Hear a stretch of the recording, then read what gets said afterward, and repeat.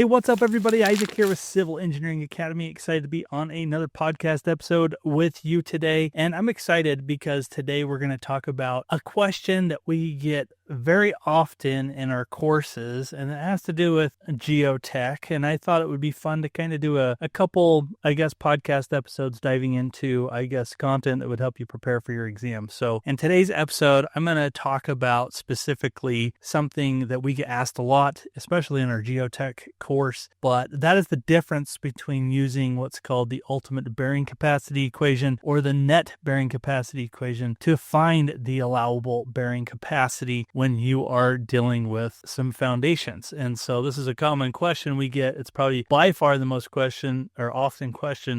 asked question that we get in our courses. So we've written blog articles about it. We've done quick tip videos about it. And today we are going to do a podcast episode about it. So I'm curious if you like this kind of format, if you want to hear more topics related to studying for the PE exam, let me know, whether it's in the comments or shoot me an email at isaac@civilengineeringacademy.com. I'm very interested to hear your opinion on, content and the podcast. And so let me know what your thoughts are. But hands down, again, this is the most common question asked that we get throughout our courses. And if you are preparing for your exam, then you're going to want to listen to this. So we're going to dive into what the difference is between the ultimate bearing capacity equation, the net bearing capacity equation, and what we need to use to find the allowable bearing capacity of your foundations. So let's put this to rest once and for all. That's what today's episode is going to be all about today. So stick with me to the end. You're going to enjoy this one if you're preparing for your exam, and we will see you in a minute.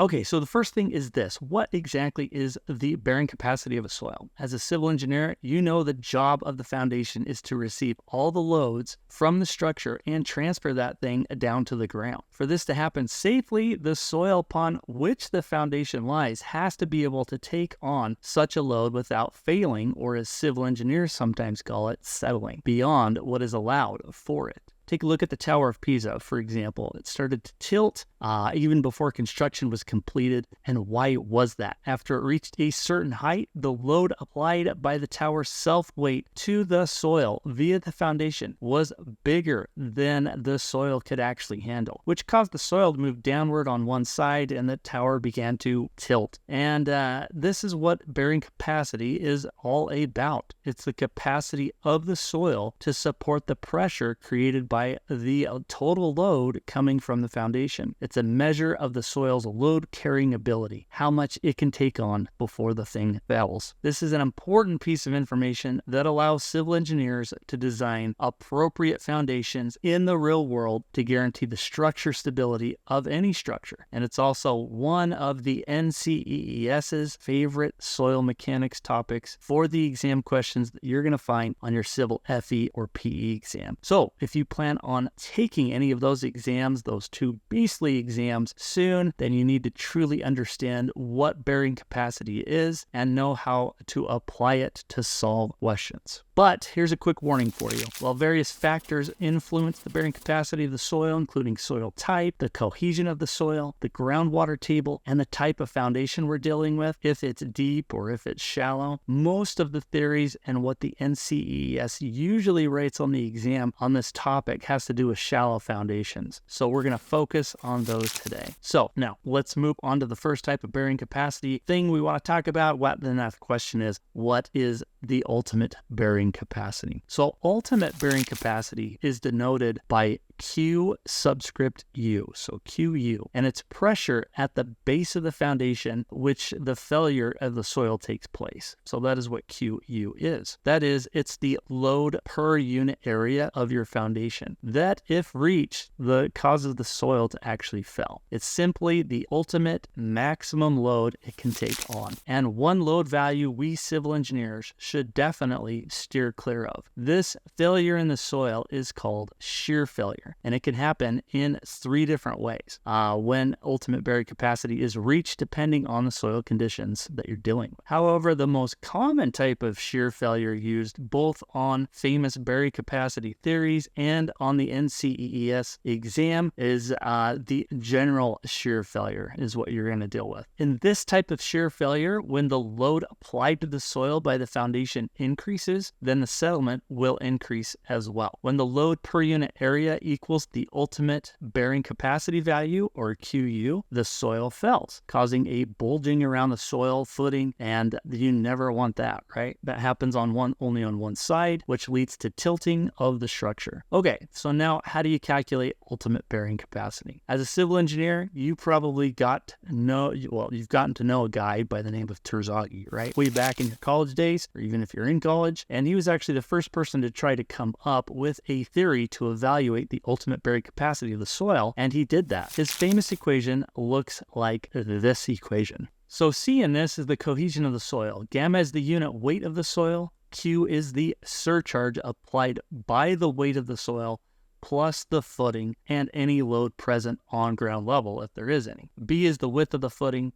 NC, NQ, and N gamma are non-dimensional bearing capacity factors found in a table based on the soil friction angle. Now, Terzaghi's equation only applies to shallow type foundations, or what they call a strip or continuous footing, and it's subject only to vertical loads. And with the groundwater table for the given soil located well below the foundation. So despite these simplified assumptions that he made, it still works pretty well in real life situations. And it's what the NCEES will want you to know on the exam questions that match these type of assumptions. On the other hand, if the question doesn't match these assumptions, for example, if it's not a strip footing, then the other factors need to be added to Terzaghi's equation in their respective terms, in addition to what's already there to account for these things. So when it comes to the civil FE and the PE exam, the two most common factors are shape correction factors and groundwater table correction factors. Those are the ones that come up. These factors can be calculated based on the friction angle, C, or by the formulas included in the tables that can be found in both the FE and the PE reference handbook. I'm not going to go deep into that, but just to give you an idea, here's a quick example. If you get a question involving a square footing and the location of the groundwater table does impact the foundation, then here's what the ultimate bearing capacity would then look like. Now, let's get to where things get a little bit confusing. The question now is, what is net bearing capacity? Well, you get net bearing capacity by simply subtracting out the pressure applied by the weight of the soil located above the base of the footing from the ultimate bearing capacity value you found with Terzaghi's equation. Net bearing capacity is denoted by Q and that subscript net, Q net, and its equation looks like this. So in this, you're simply removing the load already applied to the soil by upper layers of soil, which leaves you with the maximum load value your structure alone can apply to the soil that causes it to shear. Now, if it's that simple, why is it where things can start getting messy and confusing? That is a great question. Now, the answer to that is because, and study resources such as the Civil Engineering Reference Manual and geotechnical textbooks, they mention net bearing capacity, while the FE and the PE reference handbooks do not. But if you think about it, the maximum pressure that the total load of the structure can create on the soil foundation or via the foundation is less than the ultimate capacity value, simply because the soil is already taking on pressure from upper layers of soil. That's what net bearing capacity is all about. And that's why the CERM, which is what we call that, and the geotechnical books mention it. It's the real pressure that the soil can take on from the loads coming from the structure alone that will be transferred via the foundation, which is what design engineers care about, right? Okay, you know what ultimate and you know what net bearing capacity is. Now, regardless of which one you use, they're both maximum load values that can cause the soil to fail. As I mentioned before, you do not operate on the ultimate value at all. You need to add a factor of safety, which is usually 2 to 3 to this failure load, and use this lower, safer value instead. This lower value is the allowable bearing capacity, and it tells you you how much pressure your foundation is allowed to apply to the soil so it doesn't go anywhere near failing. We love safety factors, and we definitely have to apply them here. Now, however, that's when things get even crazier for those preparing for your exams, and the question is, why is that? Allowable bearing capacity can take on two forms. You have a ultimate allowable bearing capacity, which is Q allowable with a subscript U. When you add the factor of safety to the ultimate bearing capacity value, QU. You also have net allowable bearing capacity, which is Q allowable subscript net, when you add the factor of safety to the net bearing capacity, or Q net value. Now, which one should you use to solve problems that you get? And even more important, which one should you use to get the question right on your big exam day? So let's put an end to this dilemma once and for all. First of all, if you're confused about this already, don't feel bad. You're definitely not alone. I'm probably confused myself, but I get this question a lot. So we're going to knock this out. This is hands down the most asked bearing capacity question that students of both our FE and our PE review courses have when they get to the soil mechanics section. And even I myself struggle with this concept, trying to get over this hump way back in the day when I took the exam. This is very normal for everybody preparing for these exams, because even reputable textbooks and reference manuals get this thing mixed up. The SERM itself, if you go check that out, tells you to find QNet and then use it to find the allowable value. But then in the solution to the problems, it simply uses the ultimate bearing capacity to find the allowable value. Like, what is that about?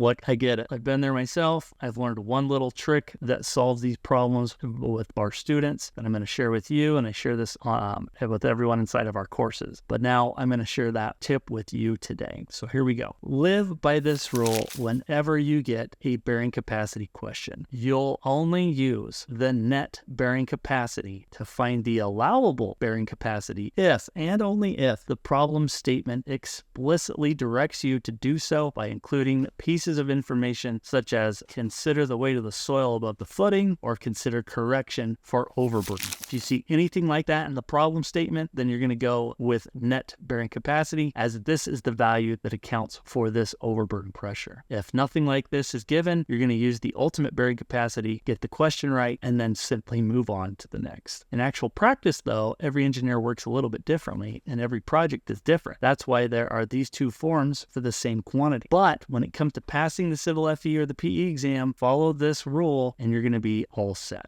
So hopefully that solved that for you. This is going to be, that comes up all the time.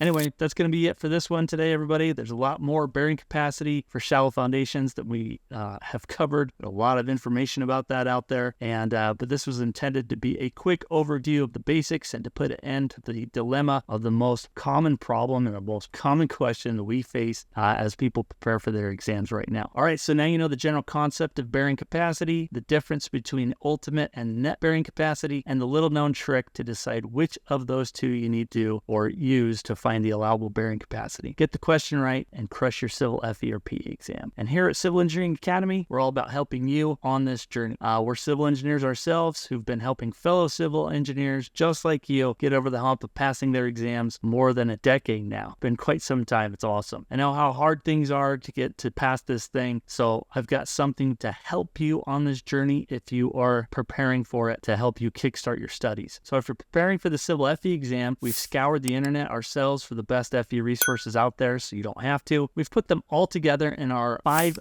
best FE resources guide, which is all the best resources that can be really set up for your success if you're going to use them in your exam prep. You're going to want to check that out, so head over to the link in the description below, and you're going to find the link there and the page where you can get this awesome guide for free. Also, if you want to check out our FE review course that does all the heavy lifting for you and provides you with all the material that you're going to need, you can go straight to our website, civilfereviewcourse.com, by clicking the link in the description below as well. We're going to get that in there too. Now, if you're planning on taking the Civil PE exam instead, we've created a sweet guide for you there as well. The Ultimate Civil PE Startup Guide comes with proven tips and resources to get your start on the right foot when it comes to your PE exam prep, from the prerequisites that you're going to need to meet, to exam prep secrets, to the time-tested PE resources that are out there that you're going to need to have to pass your exam. All you need to get is set up with a winning PE PE exam prep is in this guide. You can get this thing for free as well by heading to civilengineeringacademy.com/PE guide, or you can check out the description again in the link below. We're going to link that for you as well. And if you want to check out our PE review course that teaches you what you really needed to be done to ace this exam, head over to civilpereviewcourse.com by clicking in the link in the description below, and you're going to be on your way to getting your own PE license way faster than you think you can. All right, I hope you enjoyed this episode today. It was a little bit different in its format. I'm curious what your thoughts are on covering that sort of material. Do you want to hear more study tips related to topics related to the FE or the PE or any other type of exam, floodplain management, seismic, all of that stuff? I'm curious if you are interested in hearing more information about that, because they're fun to do. Even though we do get a little more engineering on the topic. So I usually try to keep it a little more light on the podcast. But if you want to go a little more heavy, we're happy to do that as well as we dive into topics. But thanks for liking. Thanks for subscribing. Thanks for sharing this with a friend. If you do want more tips and tricks, definitely check us out at civilengineeringacademy.com. And if you need help on passing your FE or PE, you can go to our main website, or you can check out civilfereviewcourse.com or civilpereviewcourse.com. We'll get you covered there and make sure you find the support and the resources you need to ace those exams. So definitely go check those out. Anyway, thanks for checking this out. Thanks for being with us, and we will see you on the next one. Bye.